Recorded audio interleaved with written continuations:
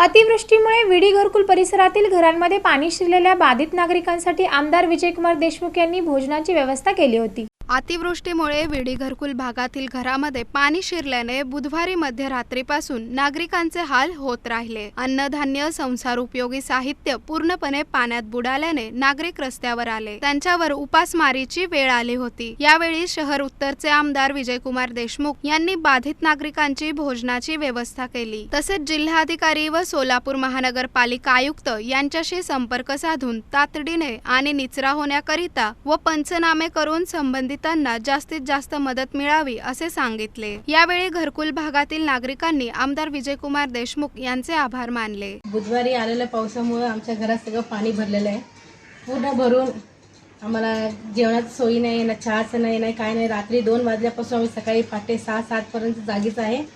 मग आम्हाला देशमुख मला घेऊन भेट देऊन गेले, तर नाश्ता, चहा, जेवण सगळं आम्हाला मिळालं आहे। धन्यवाद। काल आलेला वादळामुळे आणि पाण्यामुळे, पावसाच्या पाण्यामुळे घरात खूप नुकसान झाले। घरात सगळे पाणी भरले होते, आम्हाला कशाची सोय करता आली नाही घरातून।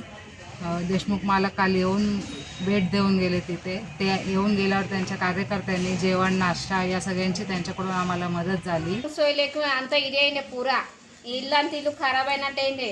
ఇంట్లో అన్ని బుద్ధలు లాకుండే, తెల్లవాళ్ళు నిన్న పొద్దుకి రాత్రి 9 దాకుండే, వీళ్ళు వ్యవస్థ లేకుండే। దేశముఖ్ అతను వచ్చి అంతో నాస్టా అవి ఇచ్చిండు, మరి జీవన్ ఇచ్చిండు, మళ్ళీ పొద్దుకి చాకరి పలావతో ఇచ్చిండు।